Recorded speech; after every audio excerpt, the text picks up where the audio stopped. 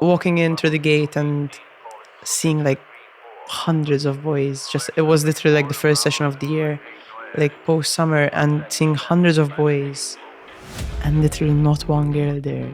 A lot of pressure on the athletes to perform. I mean, the pressure was on everyone, on the associations, going down onto the coaches, onto the athletes. So You feel all of it. You feel Like like it's a not change. and then just it's you, you feel all exactly, of and then it. it's just you who has to ultimately perform on the day. Maltese athletes, we have the talent, we have the ability. It's just sometimes we need that bit of help. The problem is not talent. The problem is not No, definitely not having not. athletes to perform. The problem is the whole system around it. So.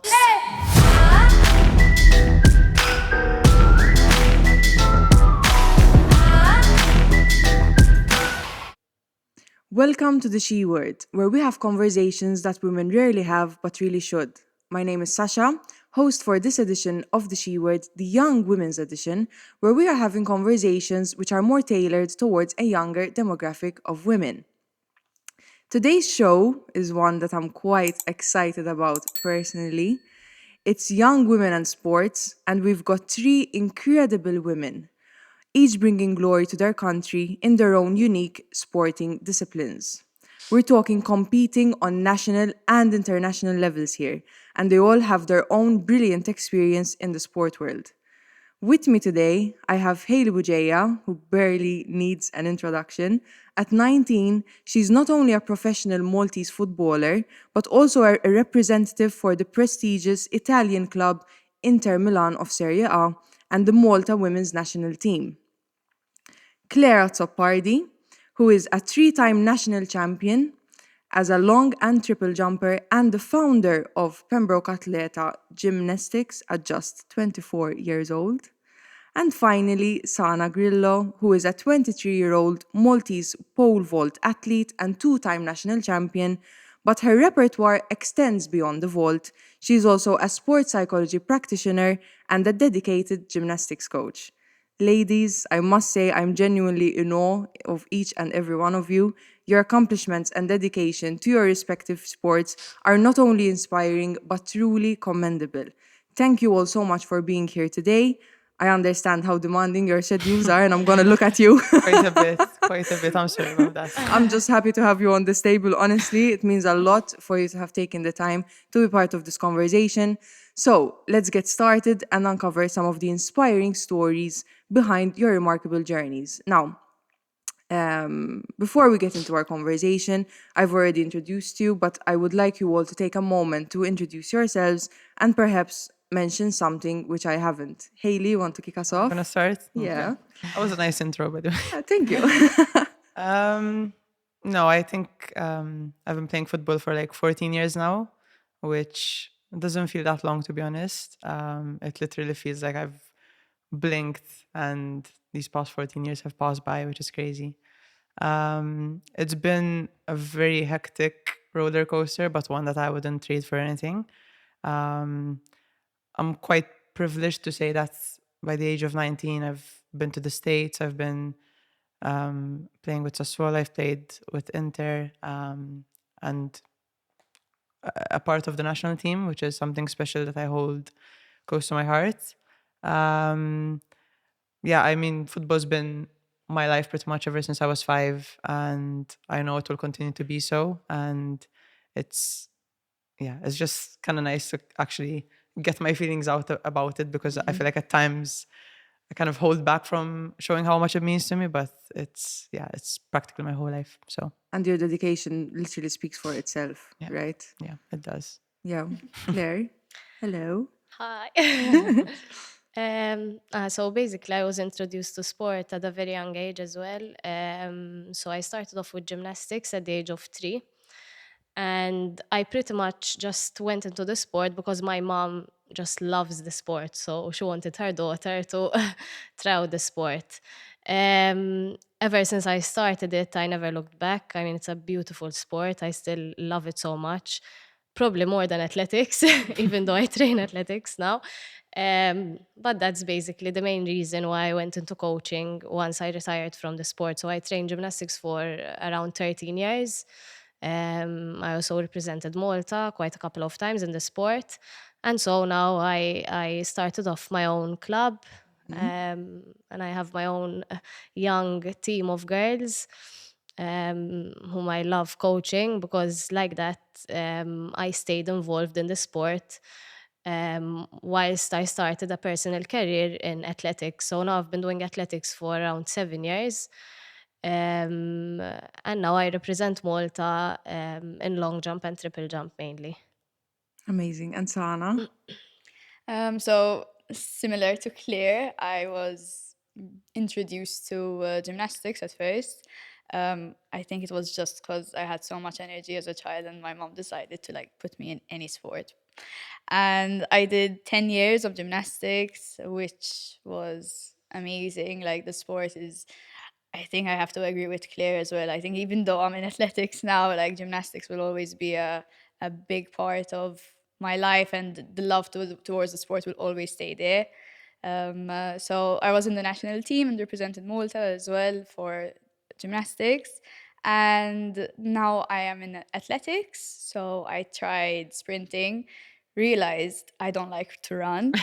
And so then I got introduced to pole vault. And to tell you the truth, I've always loved seeing pole vault, but I didn't even know we had in Malta. So now I think it's been 3 years doing pole vault, and amazing sport, and I'm really happy. Like even from the background I had in gymnastics, it really helps.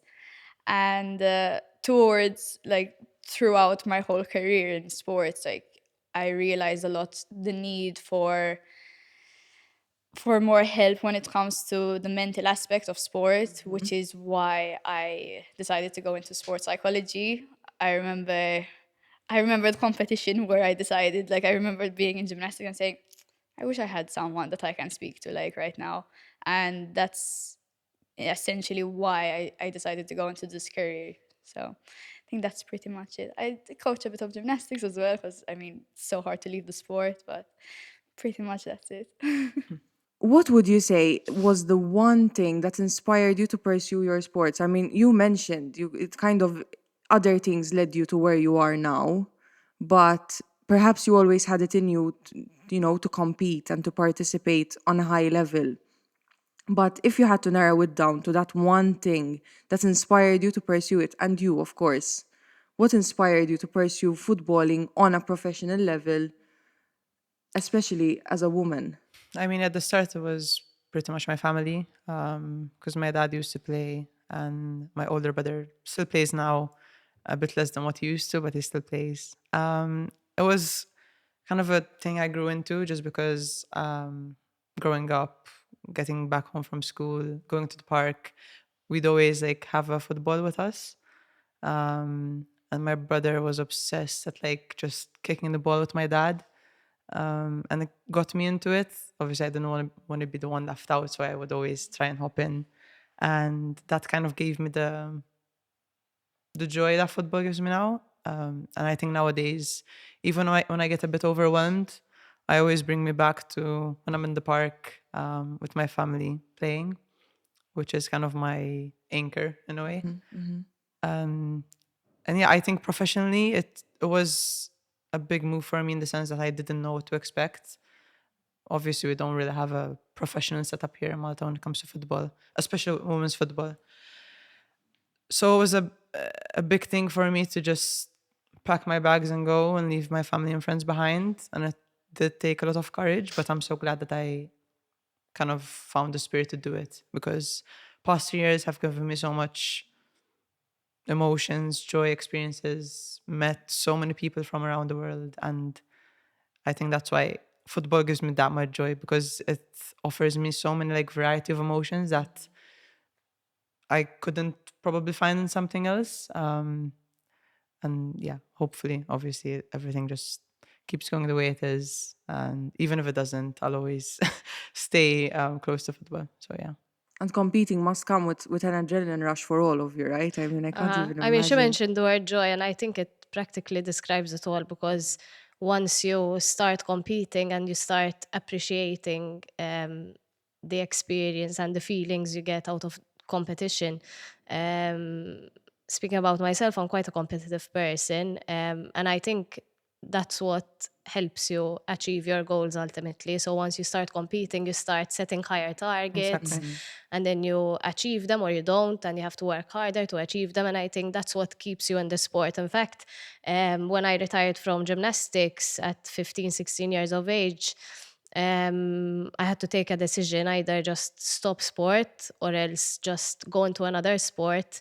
And my current coach is the person who actually inspired me to try out athletics. He actually saw me compete in my last gymnastics competition because it was a multi-sport event. And he told me, listen, like, I know you're going to retire, come try out athletics.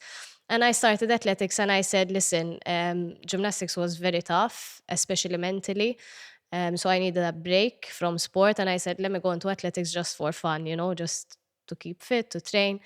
And then I suddenly started to miss that, competition joy, that competition adrenaline. So I said, listen, I can't just do this for fun. I have to um, go into competition.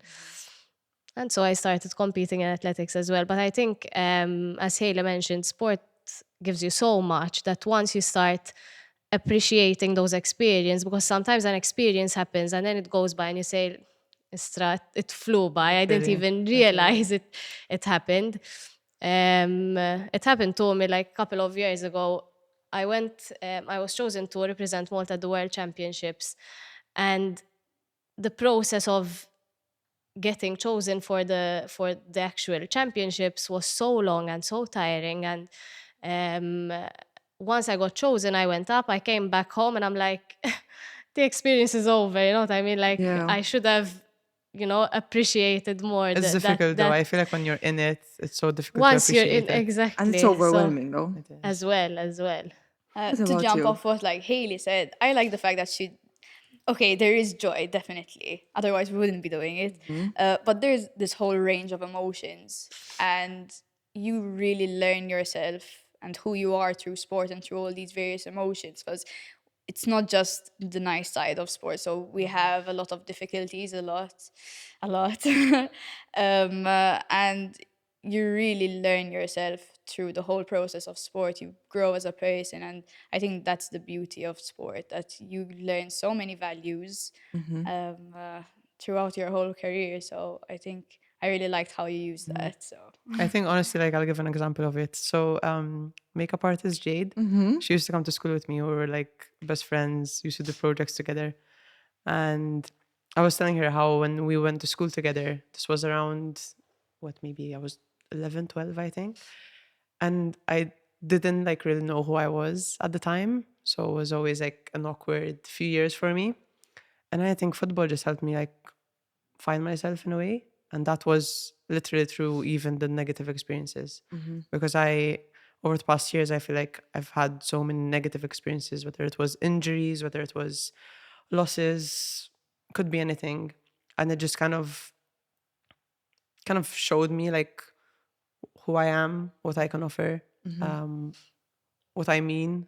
It's so I think like even those negative experiences, even if they aren't nice in the moment, I think you'll manage to like appreciate them once you're a bit older. later. So Ultimately, I Definitely. think sport just builds your character. Like, it's not always going to be easy, as they mentioned. So if you lose a game in your case, or if we compete and we want to qualify for something and we don't, or we compete and we want to win and we don't, and then it helps you fight through life as well. So once you have a tough experience, once you're going through a tough experience, tough period in your life, then you've built that strong character to keep pushing through Exactly. it, basically. Exactly. You literally took it out of my mouth, because it literally builds your character to stick through difficult moments, and life is always going to have those difficult moments. So in terms of sports, of course, it takes that kind of discipline and that commitment to your goal, and ultimately not taking failures as something that is going to kind of push you even further, from what you want. I mean, it's a valuable life lesson that failures are always going to be there, but we have to kind of stick through them, and eventually it will be worth it. But I want to ask you, how have you dealt with these setbacks? Like, maybe there were times you didn't qualify, there were games that were lost. How did you deal with it on a personal level?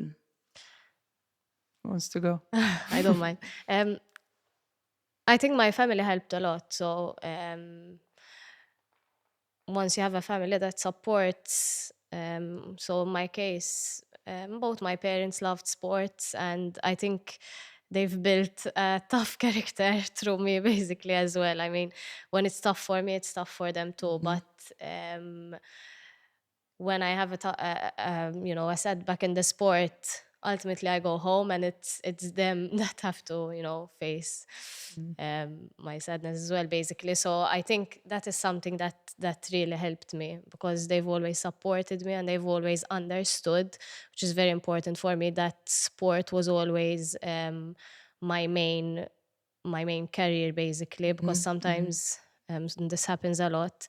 We get parents who don't understand that sport is as important as education, as other things in life.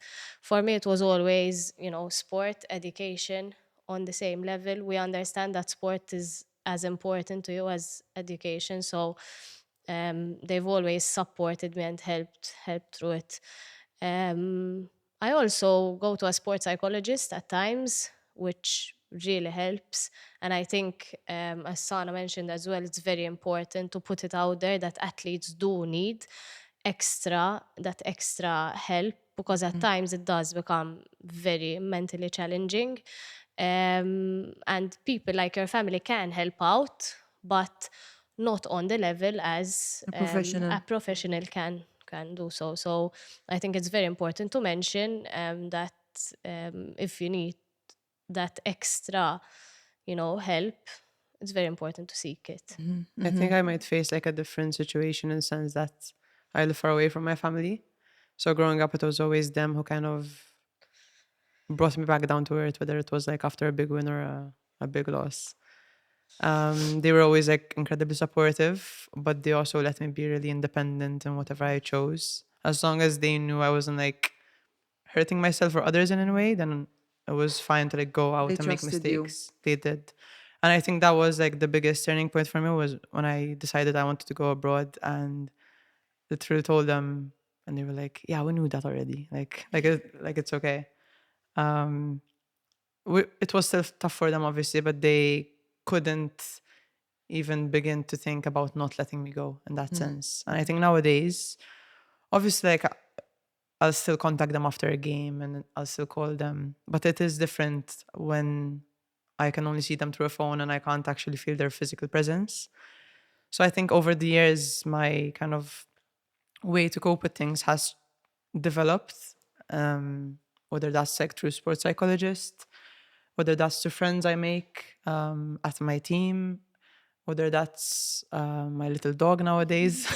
I was actually gonna mention that. No, he actually helps so much. It's crazy. Because after a loss or after maybe a bad personal game, I'll go home and I'll have him there waiting for me, and with his little happy feet, just come running up to me. So yeah, I think over the years my way of coping with things have changed. But yeah, in a way, my family is always like that number one thing that gets me through things. So I think having a good foundation, a good family to support you, that's a big factor. Yeah, definitely.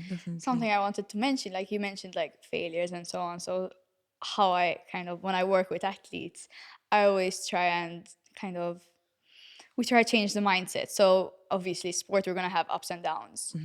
Now it's from these failures, kind of, I always tell them like failures, that we're going to either take it as a learning opportunity and we're going to grow, and in reality then it's not a failure, but it's a way that we're going to grow, because at the end of the day it's a whole process. Sport is a whole career, so it's not just one game, one competition and so on.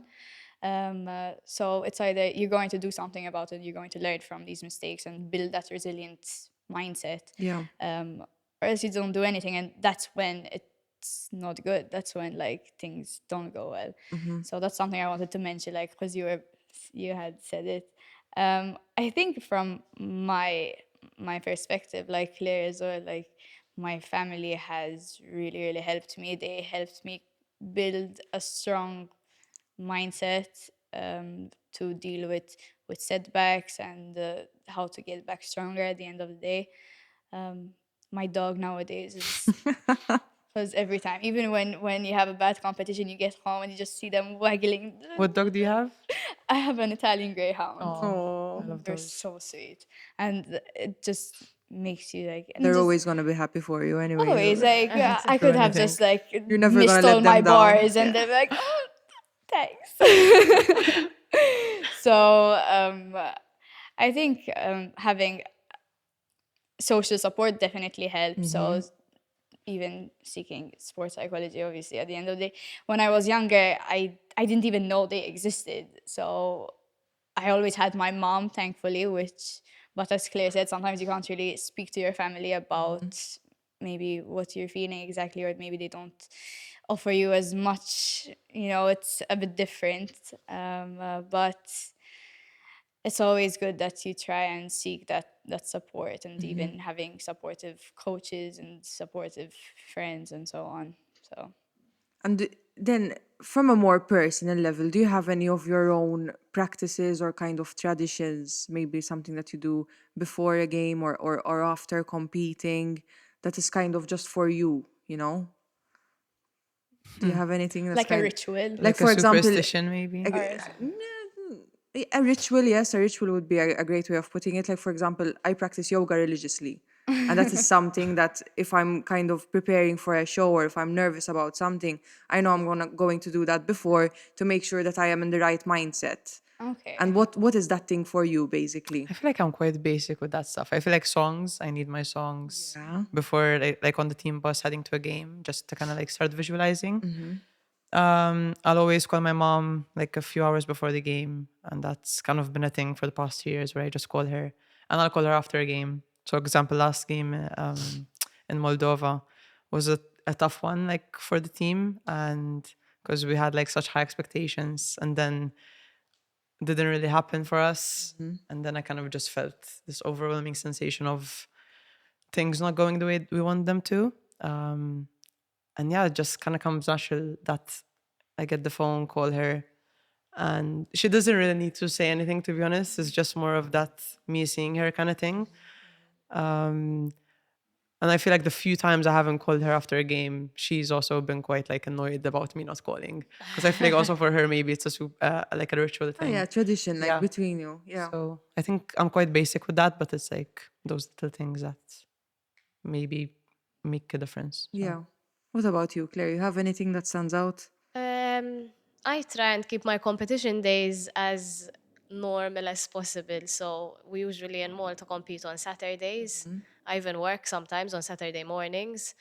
I would take it easy, obviously, but the fact that I'm around my girls and I'm coaching them and I'm not thinking of the competition coming up, it helps me to stay calm. When we're abroad, it's obviously different, but as well, nothing much. I just try and keep the day going on as normal as possible, and then I'll just go into focus mode.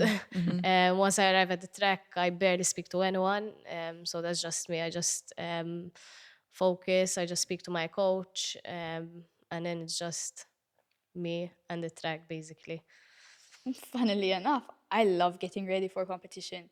So I set enough time to like do my hair and do my makeup. I have songs in the background. I like just get like that good feeling. Yeah, yeah. I think that would be my pre-competition ritual, I guess. I don't know. It just puts me at like, just calms me down. I don't know I why. feel you though. And I this feel was like I'm always with the gymnastics as speaker well. on, dancing and Yeah, stuff. So definitely. that's like a natural. And this was gymnastics, I remember as well. I used to do the same thing. Or they're like, I find a motivational clip and I just watch it before. But very funny though. So we've mentioned mental health quite a few times already, and of course, we have also got a psychology practitioner on the table with us today. So I'm really curious about the work that you do, and I would love to know more about it. Can you maybe tell us more about the techniques you use and the importance of sports psychology being present in an athlete's life? So where to begin? So sports psychology, as you said, we use a lot of strategies and techniques, tools, and so on to help the athlete with certain certain downs they might suffer from. So we talk a lot about positive self-talk. We talk a lot about visualization. You mentioned visualization, a lot of calming techniques, because as you said, a lot of athletes suffer from a lot of pressures as well during competition. So we do deal with that. When we speak about team, we think about team cohesion and dynamic. But what's I feel the beauty of it is, okay, there is sports, and the reason they came in is, yes, for sports, but there's so much character development and growth that you help, and it's so fulfilling when you get a little girl or a little boy, and one session they're just like really nervous, like, and then the next one they come and they're like, I did that, I wrote on my hand, I wrote the focus. It's so cute though. And it's so fulfilling. And honestly, like, sometimes you go into a career, you're like, am I doing the right thing? And I remember the first time I got a client like that, I said, like, it's such a satisfying job and I'm so happy with it. But I think sports psychology is in Malta maybe not seen enough, but it is getting so much better. So again, when I was still young, I didn't even know a sports psychologist existed. And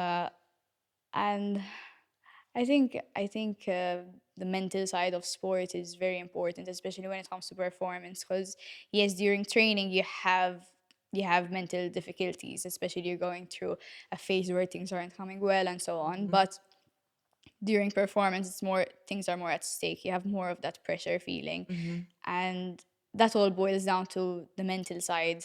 So training has all been done. Physically, you're there. It's just, can you perform under the pressure? Or so sometimes we don't understand how important it is to be mentally prepared. And what's nice as well is every individual is different. So I see this with my brother. So my brother is the most relaxed person you'll ever meet, and I'm the complete opposite. So him, I forgot my spikes. Ma, can you get me my spikes? This is like a couple minutes before he runs. I would be freaking out. I'd be crying, meltdown, like. Jesus. So I think as well, the beauty of it is every individual is different. So every time you get a new client, or you have no idea what to expect and how things are going to be dealt with, and that's like so nice about the job essentially. I think also, and like you can probably say it better than I can, but for example, like my first experience with a sports psychologist, with Adele, I'm pretty sure you know her. She used to be at our school like every day. And to be honest, I was always quite like skeptical about the whole idea of opening up and speaking. And then like a certain experience kind of led me to just knock on her door one day and kind of speak to her.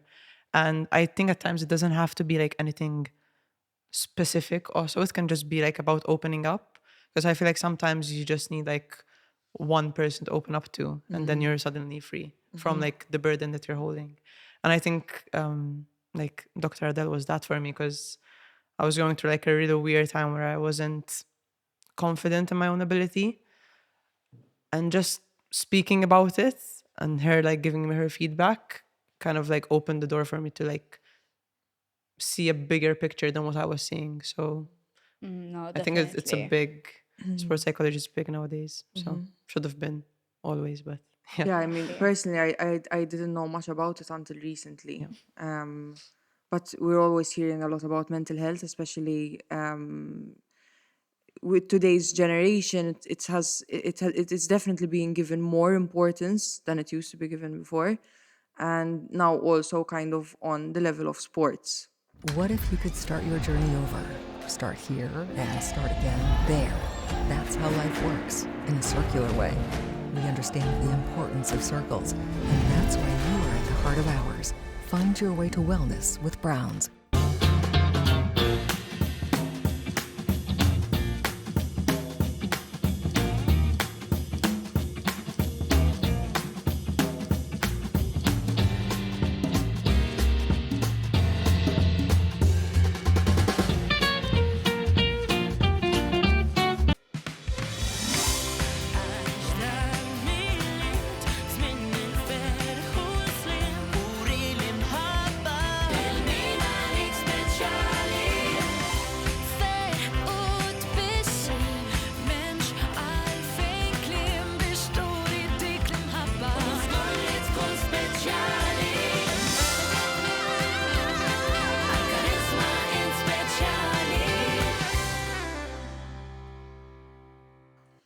So, we're discussing the importance of mental health in sports.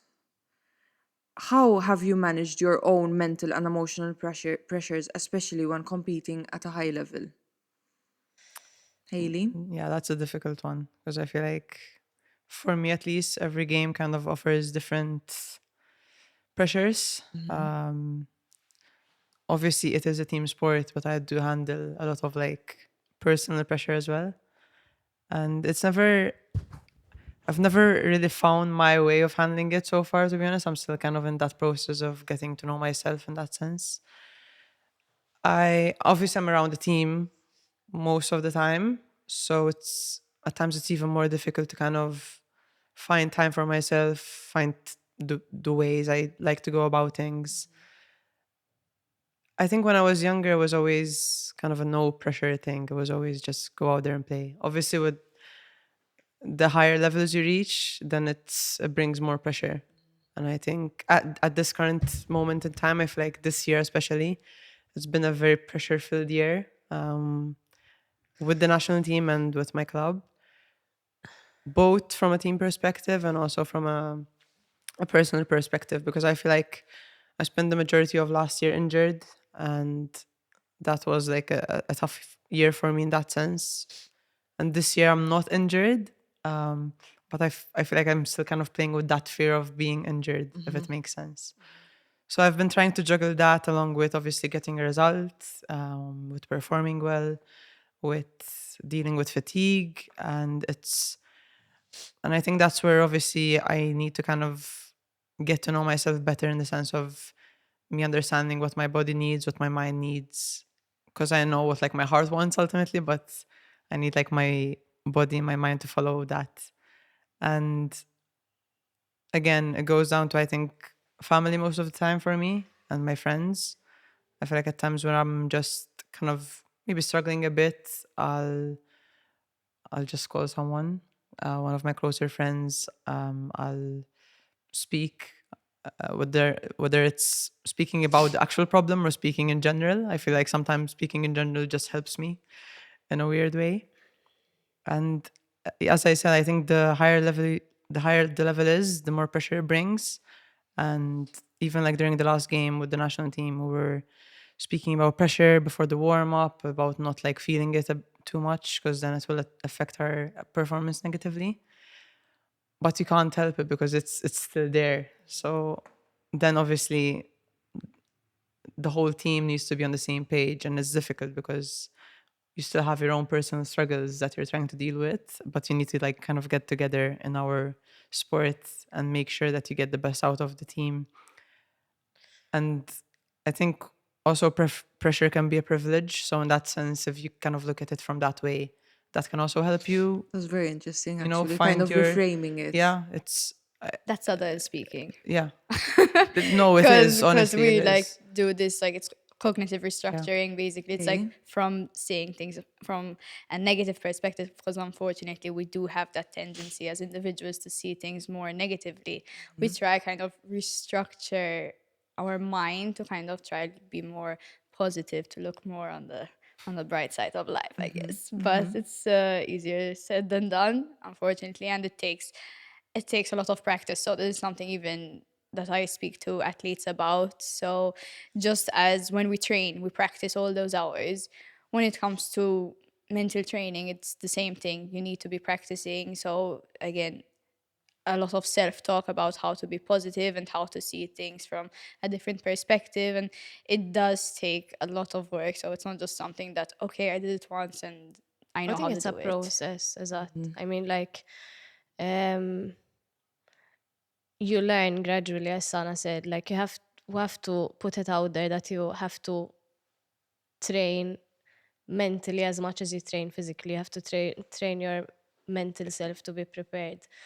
Like for me, I'm quite a perfectionist as a person. So when I went into athletics and I had, in my events, we have 6 tries we do, in long and triple jump. And I used to do the first one and it's horrible. And it's not perfect. So I'm pissed off. And then I would, for the rest of the competition be pissed off. My mind wouldn't be there, and then I can't continue competing, and then all my jumps are bad.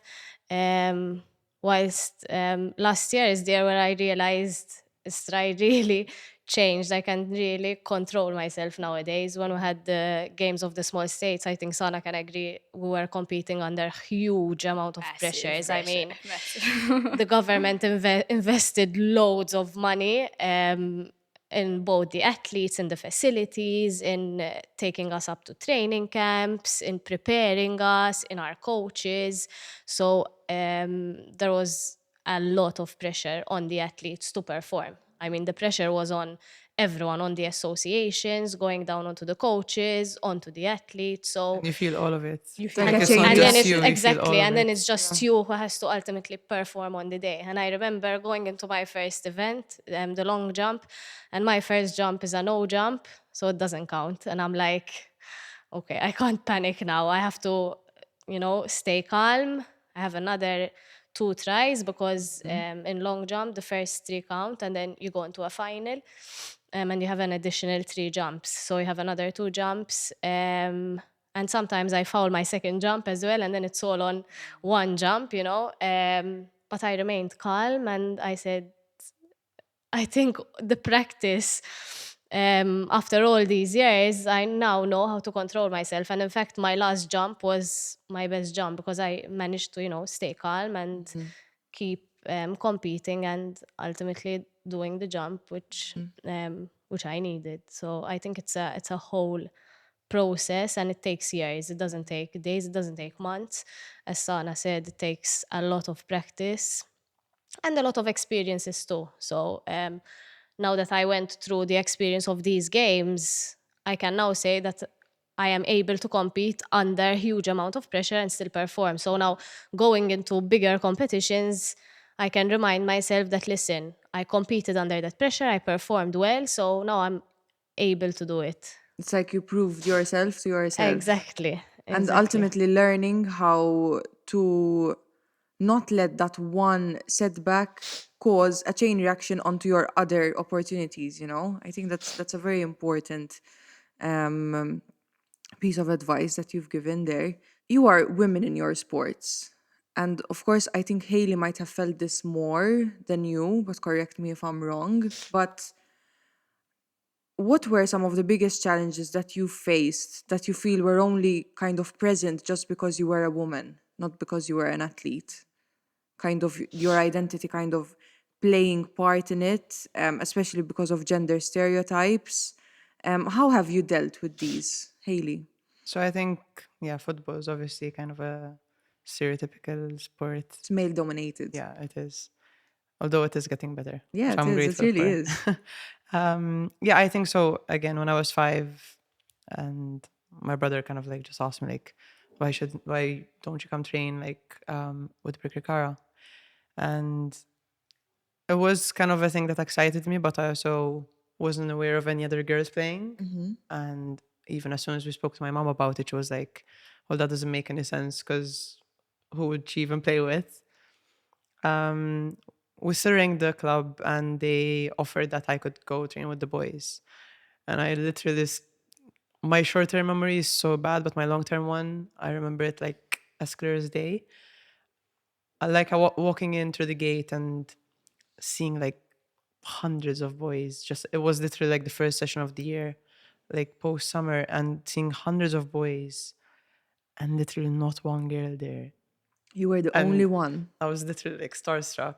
And I think when you're still 5 years of age, it's kind of like just go for it, like like what do you have to lose? But then as the weeks went by, it was always like a stress thing because I was like, I'm going to training with like a group of 20 boys. Coaches are boys. You wouldn't see one female coach. And it is tough. It's like you can't relate in the same manner. And then I literally spent the next 6 years training with the boys because there wouldn't be any youth groups of my age. And I remember at 10 years old, Birkirkara literally offered me to train with the senior team. And we're saying... How old were you? I was 10. Oh my God. This was the year before I left Birkirkara because they were scared that they might lose me if I didn't, because you can't like keep playing with the boys forever, obviously. Yeah. And I went and I tried, and I mean, some of them are my teammates today, and they're 30 now, but they were 20 back then. So there was like a huge gap difference. And I was still a little kid. Wow. And How sweet. I thankfully, can imagine like the whole group, like seniors, and then you're 10. literally, I was 10. And at the time, maybe I didn't really think How about did you it. deal with that? Like that mustn't have been Look, easy. I only went twice, I'll be honest. Okay. Because I did tell my mom, I was like, I prefer playing with the boys rather than Yeah. playing with people twice the size of me. But you were that good, like that they actually were like Honestly, I think I peaked a bit later in that sense, but I was okay. I was decent, but yeah, it was so weird to me that I couldn't train with girls my age because there weren't any. You know, there were like you'd find a girl, maybe like what 1 out of 5 clubs max. But nowadays, I'm like, every time I go to a club and they kind of like request that maybe I speak to the kids and stuff, it makes me so happy because I have like this huge group of girls in front of me and I'm like telling them my experience and telling them like how 10 years ago it wasn't the same situation as it is now and they should be like grateful for that. But it's amazing to see like how far it's come. But obviously, dealing with it was never like easy because you're kind of like brought up in a different manner, I guess, because you're always around boys because that was the only option. So yeah. wow. I don't think when it came to us, we ever had this. No way. I think with gymnastics, it's The basically opposite, the like- complete Yeah. opposite. So speaking about my club, compared to every 100 girl gymnasts I get, I'll get 2 boys. Wow, you know what I okay. mean? So it's literally the So it's opposite. literally the opposite. And I even get a lot of parents asking like, can a boy train gymnastics? Like, obviously, yes, he can. I mean, it's a guy's sport as much as it's a guy's sport. So I think for gymnastics is the complete opposite. And speaking about athletics, I think we're quite balanced. In fact, if you see performances performed over the last couple of years, I think some women in the sport even performed better than guys. But I think we're quite balanced. So if you see the national team who competed in the last games, I think we were quite balanced. We had a very strong women's team, even a very strong guys team. But it was nice to see a balance, you know, between the teams. No, I You agree? definitely agree. Yeah. Definitely. I mean, with gymnastics, it was always like, unfortunately, more girls dominated. Like there was the national championships of gymnastics, and I think there were like 7 boys competing. Wow. I think with only. gymnastics, it's similar to football. So when it comes to investment, when it comes to building a new gymnastics center, we tend to invest more in the women's side of gymnastics, just because, I mean, you're going to get more girls training. So and gymnastics is a very expensive sport as well. So like to build a gymnastics hall, it's a lot of money, and boys do different apparatus than the girls. So we end up investing much more in the girls. But with athletics as well, I think the investment was split very equal between genders, and that showed in the results because both women and both men performed at a very good level. So I think it all comes down to that investment being made. I mean, as Haley said, I mean, football, we're seeing, the women's team improve, and at least nowadays, we see you on social media because, when we were growing up, I would never see No, never. a Never. mention, not even a mention of the women's team. Nowadays, at least, as being someone who's constantly on social media, at least I see the mention, and they're and doing that's a so very well. positive. Exactly. Yeah, and they deserve And- that recognition. Exactly, definitely. So at least that's something which is very positive, I believe. I think also for us, it's also, especially when I'm here with the national team, because obviously playing football wherever I go, it's always special. But when I'm here with the national team, it's kind of Something it's, else, right? it's just it's like literally indescribable. Because even like yesterday, as we were coming down with the plane, and I'm just like looking outside the window, and I get this like just raw emotion, like just a feeling sensation that I'm like wow, I'm home now, you know. Yeah.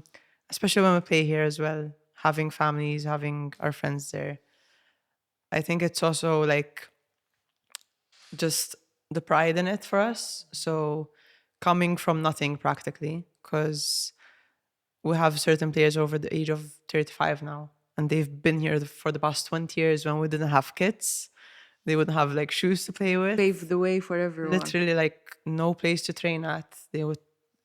And they fought for that. And like I wouldn't be where I am today without like those people that probably don't get mentioned as much, but they deserve to. And it's, even if I don't like think them every day, they still know like how grateful I am and the rest of the young players are, because without them we wouldn't be where we are today, especially in the national team.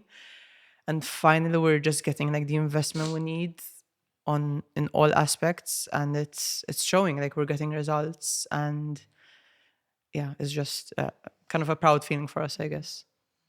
Do you guys relate to this sense of pride that she's mentioning when you're competing for your own country? Is it a different level? For sure. Is definitely. I mean, this year was the first time I competed for Malta in athletics. Before it was gymnastics, and no, actually it was last year. But like I remember when I'm like, oh, I want to compete for Malta again. Like it's such a nice feeling where you're just, again, you're representing your country and you're putting your country out there, especially us coming from such a small place. So it's a great feeling. Definitely. I mean, and competing on that level is nice. I mean, you're competing against other big countries.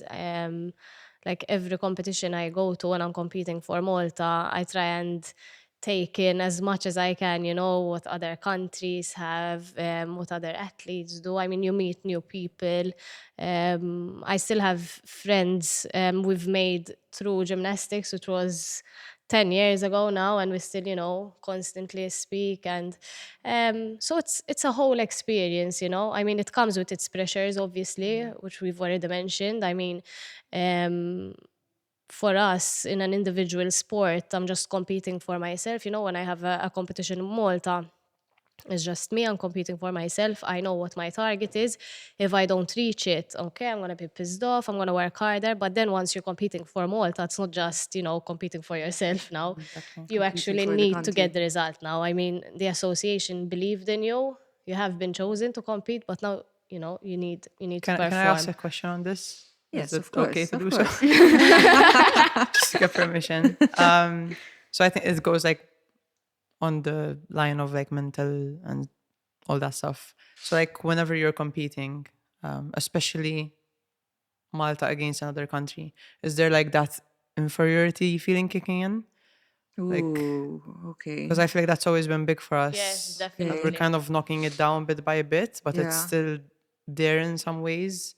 And I think as soon as we get rid of like that inferiority thing, we're Yeah. like Definitely. we can fly. I you think know? it's even the basic things. So 2 years ago, I think it was 2 years ago, I already mentioned I went up to the World Championships, and I just went up on my own with a representative, without my coach being there, not even having a medical team, a physiotherapist, nothing. So, and then you arrive there and you see, you know, team Yeah. Italy with their, you know, medical teams, 6 coaches, you know, For one for physios. each event.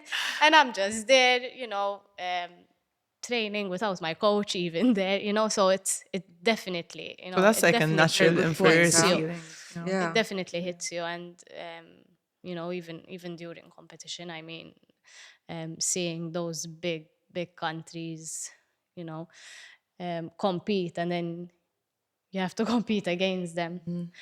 But yes, as Haley said, I think it is improving. I think the more we invest in sports and the more we start to believe that as a country we can achieve more, I think we will achieve more, because the mentality up until a few years ago was that we just participate in these, you know, huge events in each sport. I think it was like that. And, you know, we're just there to participate. Nowadays, speaking from our sports, we're in it not only to participate, but to perform and even get the results that Malta deserves, basically. I think sometimes we don't see how far we already got with sometimes the little we have. I remember once when I was back in gymnastics, I had gone and competed at Commonwealth Games. And they asked me, so how many hours do you train? Told them 3.5. Per Only. day. They're like, only. Like, we train like 7 hours a day. I'm like, what? Like, It's practically that double. exists. And like they told me, they're like, for the level you're at with that training only, like it's amazing. So we have so much to offer. Like Maltese athletes, we have the talent, we have the ability. It's just sometimes we need that bit of help. So like even nowadays, so for athletics, we don't have an indoor track. So we have the next couple of months. Tight, we have training today, or is it going to rain? Weather permitting. So that's putting us throughout preseason. It's a very important time for to get better in the sport, to work more on the technicalities of it. We face a massive setback because we can't do it, unfortunately. So I think sometimes we have to see like, wow, considering everything we have gone really far. So even like the games we just had, I'm pretty sure almost all the countries have an indoor track. So, and we still came up on top, considering, for example, we don't have that. That's just one thing to mention. Like, The whole so system, like we lack. I think the problem is not talent. The problem is not No, not definitely having not. athletes to perform. The problem is the whole system around it. So, And it requires a mentality shift, right? exactly. Because in Malta, we're often seeing sports as a hobby. That is a Exactly. recurring theme. It is not seen as Exactly. something that can be done professionally. Definitely. I think it's the whole mentality. And me myself being a student athlete for 5-6 years, I mean in I was always a student athlete from a young age, but at university and at post-secondary level, our education system doesn't work hand in hand with having another career. And that's a huge problem, because in Malta, we, as an athlete, I can't afford to be an athlete on a full-time basis because no one will pay me in my sport. in most sports. In most sports. So it's So we need to have another career, but then if the educational system doesn't help you balance out both careers, then it's very hard for athletes to succeed. So apart from the mentality, it's the whole system which needs to change, which needs to improve and understand that sport can be a career in itself. That pretty much applies for every sport in Malta, I think. Yeah. Because I mean, I wouldn't have ever had the option of doing what I do professionally here and making a living of it. Like that is not even a and choice. it's really practically. sad. It's It so is sad because It even, for is. example, nowadays, okay, my job is in the afternoon, so I go train in the morning on my own, sometimes more without a coach. So it's usually just out of passion. I go, you don't get paid or whatever, and then, oh, but why aren't you going to training? I need to live somehow. I need to go You work. need to sustain like, yourself. so it's very sad that there isn't that support for athletes. Because yes, the student life is really hard, the student athlete, but at the same time, you're like, okay, I'm still a student. There's my mom and dad. Yeah. So, but then when you start working, that's when things become just like, I'm this year, I'm telling you, I spent the whole year training mostly alone. My mom coming and taking videos of me to send them to my coach. Oh, wow. So it is very difficult, and there has to be some sort of change to try and help these athletes. Because then why is it that so many athletes stop at such a young age? Because they cannot do otherwise sometimes. Recently I had someone, they told me, but you have to choose like now. I told them no. I don't want to. Like, I want to see how I'm gonna like try and balance everything out, but it's very, very difficult. And it's not just you, as you mentioned. Let's say you do get paid to train full time and you can train morning and evening. If your coach is not paid to be with you on a full-time basis, Then that's also that's also an issue. So with a sport like ours, at least, if in the mornings, because I even train twice a day, if in the mornings I can do certain strength and conditioning work that he gives me, etc., I am old enough and I have the experience to do them alone. And then in the evening, I can do the technical work with him watching me. But obviously, it would be much more beneficial if my coach is with me all the time. But my coach has to work in the mornings. it's a whole system thing. You know, it's There's no there's not like an easy way out of it. exactly. It's like, you know, the whole. I think we have come far. So Definitely, and we're not disputing that. But Exactly. if you had to suggest one thing, how can we actually make this better? How can we actually better the system to actually support athletes to pursue their sports as a full-time career? How do you imagine this happening? A project, like a whole project coming, Massive project. big one, and like we might not even like we might be too old to might not even be experience. alive. And lead it. Literally, This was our idea. no, it's true though. Like if you think about it, I always mention that it has to start From school. at From schools that's and where it at has to start. primary, at kindergarten level. We cannot have our schools teaching Maltese every day and PE once every 2 weeks. That is showing clearly that academics are more important than an academic that an academic career is more important than any other career. We're talking about sports because we're all involved in sports, but there's drama, there is singing, there's the Arts, arts, exactly. you know? Yeah. So anything beyond academics in our schools is considered as a second option, as And something if I on might the side just jump in, Malta actually has the highest rate of obesity in children. as well. So Obviously, because we're teaching our young that, listen, if you do sports once every 2 weeks, it's enough as long as you're sitting down for the rest of the day in class, you know, paying attention to what the teacher is saying. So it has to start from there. Once we start changing that mentality and, you know, kids grow up loving sports and loving other things, you know, like as we mentioned, the arts. And then as they grow up, you know, the system will improve, hopefully. And at our level, then you can have athletes training on a full-time I basis. think I see it in like my younger brother, for example. So he was never like really interested in football or sports in general, and I think he's 10 now. So we try to like obviously get him into football because the whole family's at some point gone through football, and he didn't want to really be a part of that, which is understandable. And obviously we like offered him the chance to go to another sport, yet he didn't want that. And obviously I do understand that sport might not be for everyone, but so for him I feel like had it not been him being brought up in a sport family, he would have never taken up football now. So now he does play football and he loves it.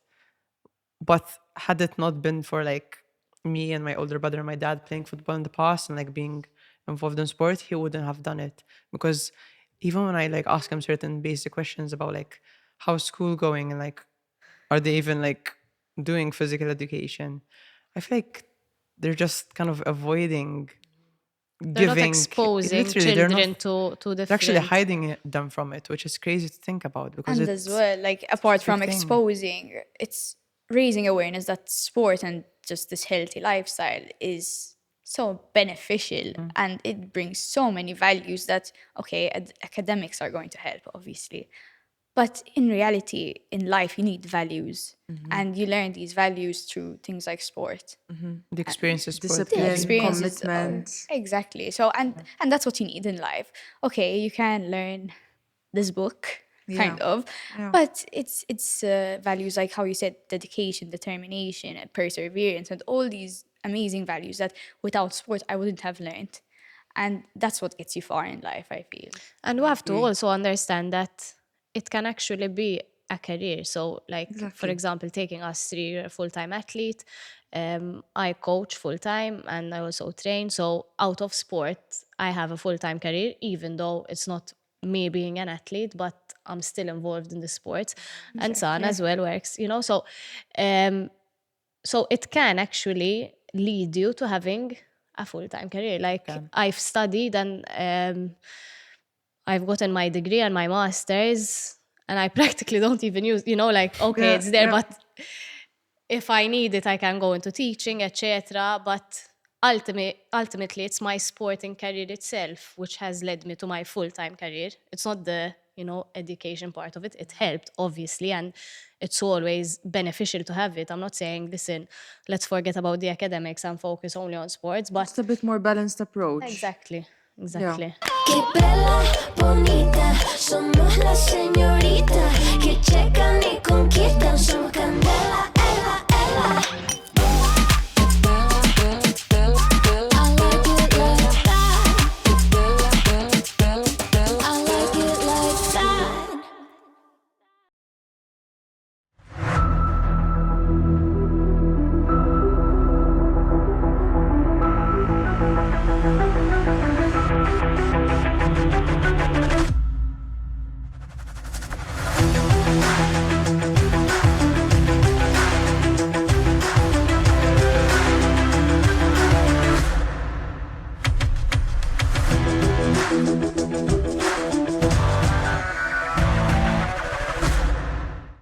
So we've mentioned training a lot already, and I want to ask all of you, what does a typical day of training look like for you? Of course, I understand that it varies whether you have a big match coming up or whether it's just your day-to-day training, but on an average, like how many hours are you putting into your sport on a daily basis? I think you probably train more than me, to be honest, because I feel like football is okay. quite like general in the sense of like we are prepping for a game. So Yeah. it's every weekend there's a game. Sometimes we'll have 2 games in a week, and we can't risk having our bodies like being too tired to perform. So preseason is crazy. Like it's just running all the time practically, and it's probably my least favorite part of football. You do have to run a lot. But we do have to run a lot, so that kind of prepares us for the whole season. I think my normal kind of day-to-day training would be waking up at like 7:30, going into the facility, having breakfast. We'd have our like pre-warm-up, which is personal things you need to do before you actually go into the warm-up. So like if you, I don't know, have like an ankle problem, you have to work on that. The physios will be there to help, so they'll give you like guidelines and stuff like that. And then the warm-up starts, and it's normally like with our physical coach, and he'll just take care. It's like normally half an hour. Then we'll go out on the field. Again, we'll keep warming up practically because it's a whole process of getting our bodies in the best shape of actually training. And then training will be 2-hour stops, and will pretty much be done after that unless you want to like do some extra work. And then on certain days we'll have gym right after, so we'll just finish from the field, get back in the gym, half an hour at most, work on like explosive stuff, maybe position specific stuff. So if I'm a forward, need to be working more on specific things. And yeah, so that's like what my normal day looks like, and then I'll rest pretty much for the rest of the day. So yeah. Nice. With your dog. Okay. Is that with, With your my dog? dog, obviously. What about you, Claire?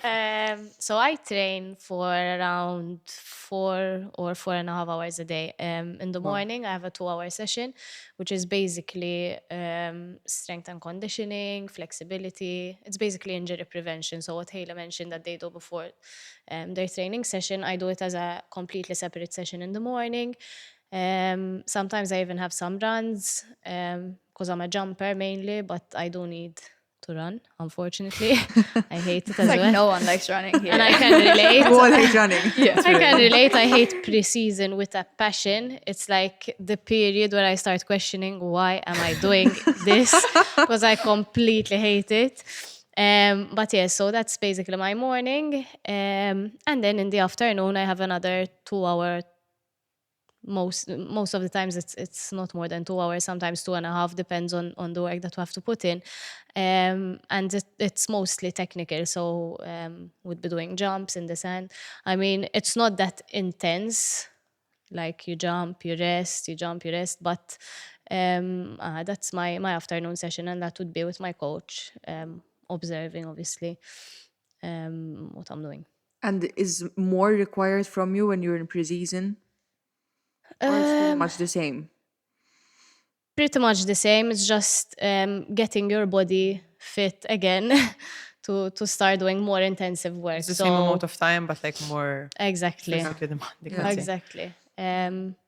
So it's basically, we wouldn't start jumping straight away during preseason because that would risk injury. But first we would, do a lot of plyometric work to get our, body ready for that more intense training later on in the season. Okay, all right. And you? Mine is a bit different. So for pole vault, we train, like we have the running side, we have jumps, we have the strength and conditioning and gym aspect. But typically I train in the mornings or maybe like late mornings kind of, so I like my mornings at home, and in the afternoon I work, so I have like a, let's say, 2-hour session tops in the morning, and then I get ready for my work day because it always starts in the afternoon. That's pretty much like my typical day to day. All right, okay. And do you feel that you balance the demands of your sport with other aspects of your life? Does it sometimes get too much? I think what's important is like prioritizing. I think that is very, very important, and that's something that I learned even from a young age, whether it was like exam period, focusing more on studying, and when it was competition time, I knew I needed to focus more on competition. Doesn't mean you cut out one for the other, because unfortunately we do see a lot of that. For example, it's exam period, so there's no one training. So that's really sad. I've always said, okay, you go, but at least minimize the time, maybe if you want to go and focus more on studying. So I think something very important is that time management, that prioritization on depending what is important at that point in time. Agreed. And apart from that, it's planning as well. So in my case, I try to plan ahead as much as possible. So for example, if the girls I coach are competing, then I would plan their training, their competition in a way that it doesn't clash with mine. If I went a couple of months ago, I went abroad with the girls to compete abroad.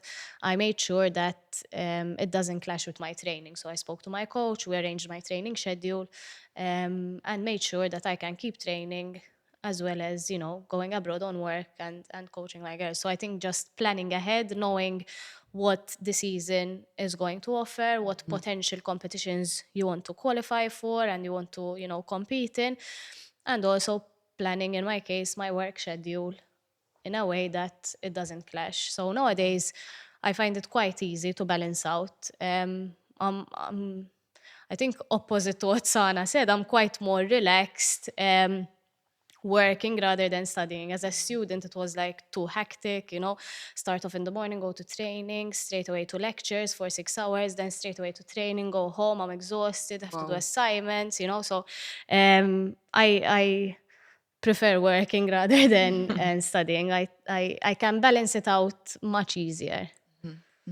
I think again I have a different situation to that in the sense that after my work is done practically, which is football, I'll have pretty much the rest of the day to myself, and that's like my downtime. But it can also be kind of annoying in the sense that if I've had a bad session, I'm just gonna spend the rest of the day thinking about it.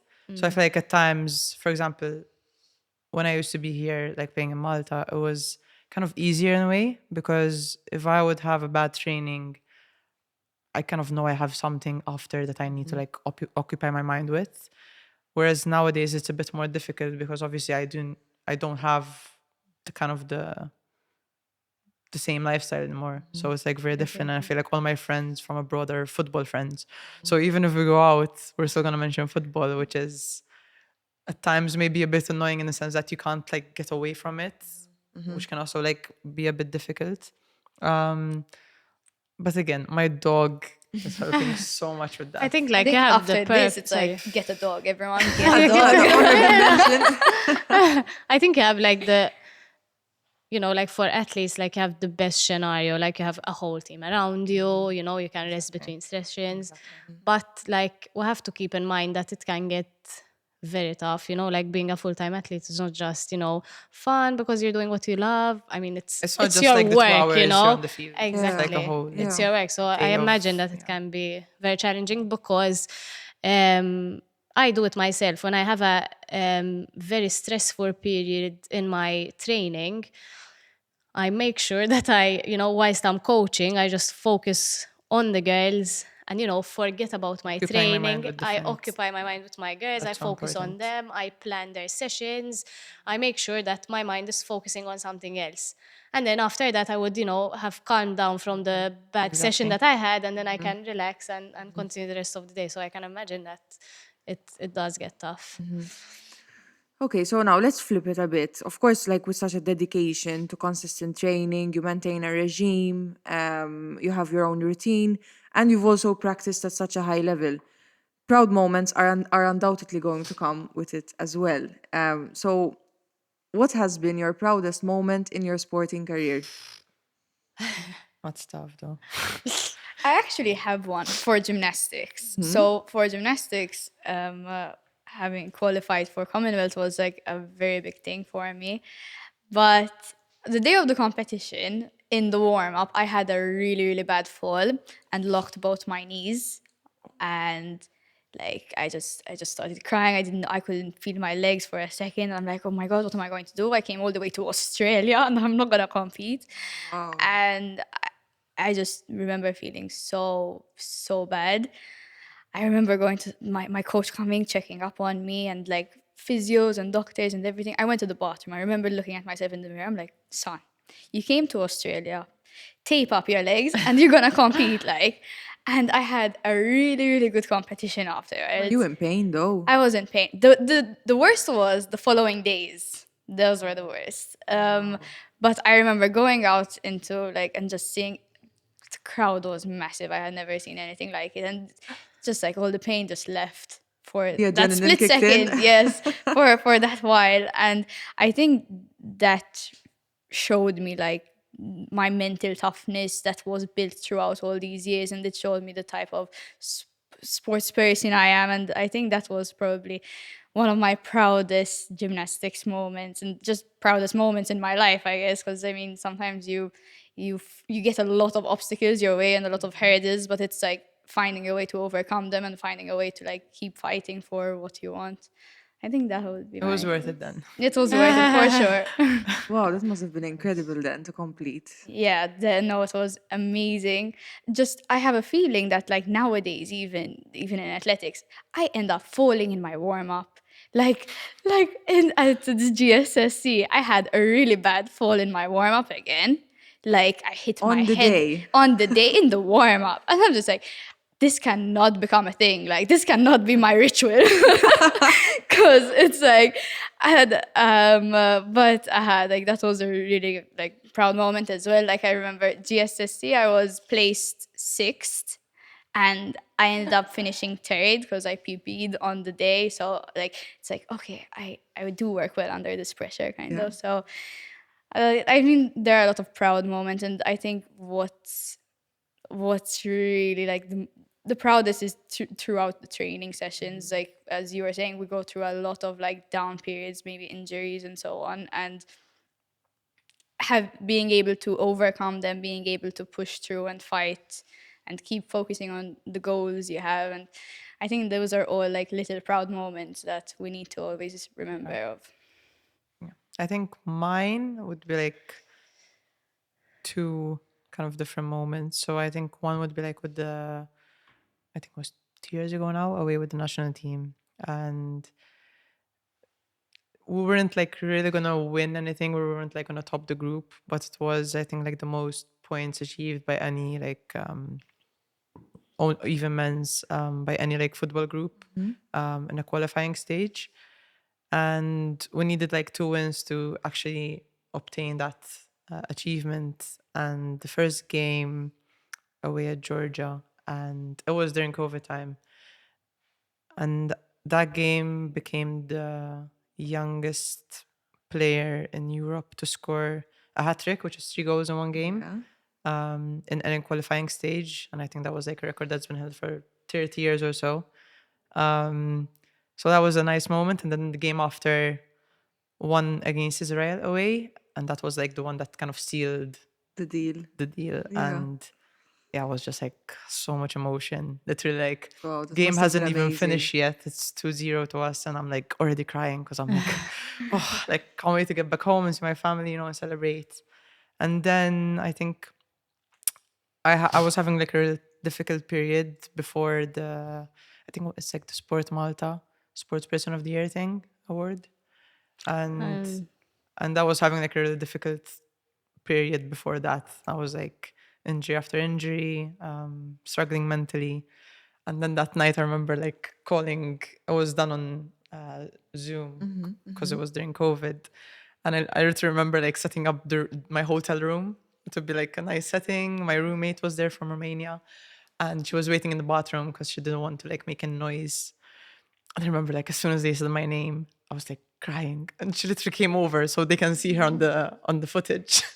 And I think, yeah, it's just like it meant so much just because of the moment I was going through, and then it helped me get out of that moment. So I think at times, like you said, You like need you a bit work, of a boost. like literally, like you work so much Yeah. to like have these like little moments, and then as you said at the start, you have to savor them because like they just pass by and they're a memory, you know, and so that's why I have to enjoy the moment.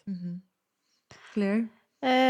For me as well, so I think as an athlete, your aim is always to compete at the highest level possible, basically. So I had a particular year. I was going through a very tough period just because my very close friend, was battling cancer, and he ended up passing away. And it was the same year where I PB'd, and so I did the best jump I had ever done. And it was the jump which helped me qualify for 3 important and very high-level competitions, which were the European Championships, World Championships, and also the Commonwealth Games. And they came right after each other, so I was very overwhelmed. But I was very proud that through that tough period, I managed to, qualify and go to those games. But also, Haley mentioned after a game going back to her family, and so the proudest moment would be the last Small Nations, where I managed to win basically the 3 events that I competed in.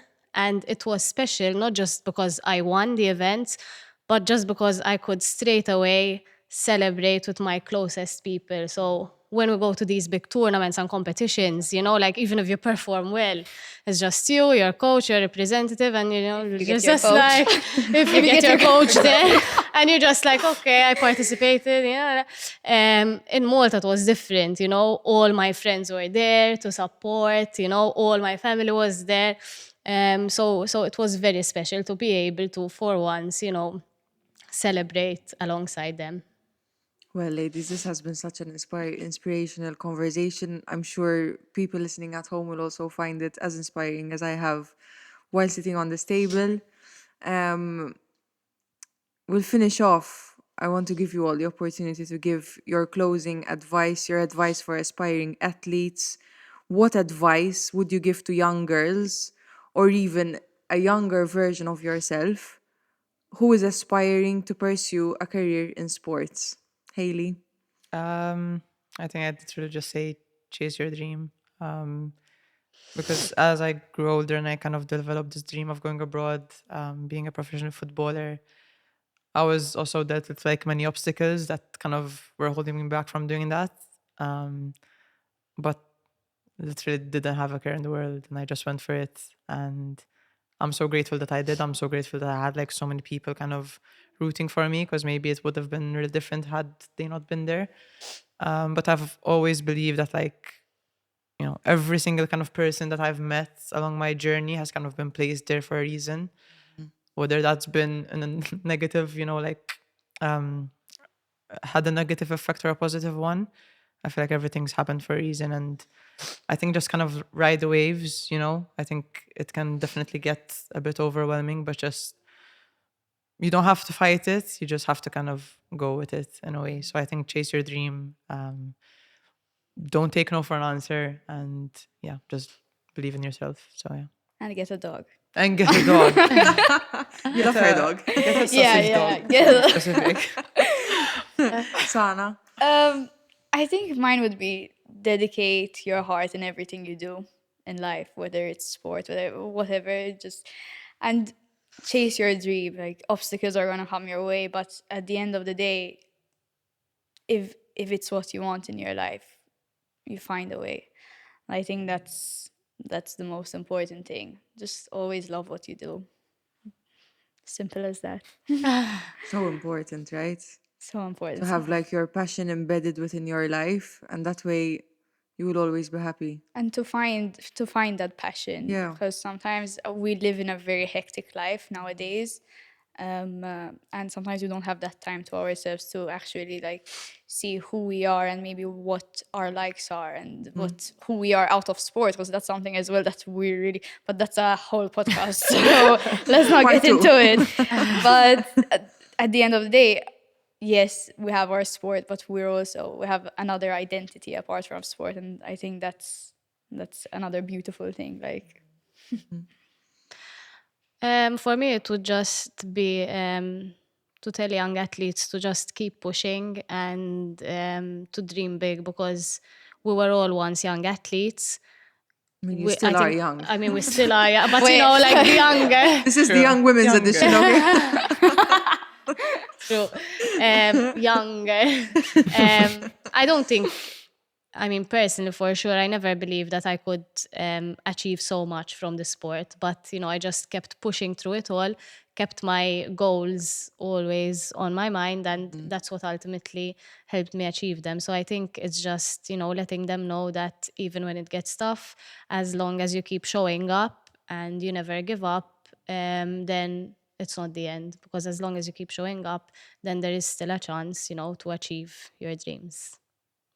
Ladies, thank you all so much for being here today. Thank you. And I really hope that this show touches the right people and inspires people just as much as I've been inspired in the last 1 hour and a half. Thank you all so much. thank you. Thank you. Okay. And cut.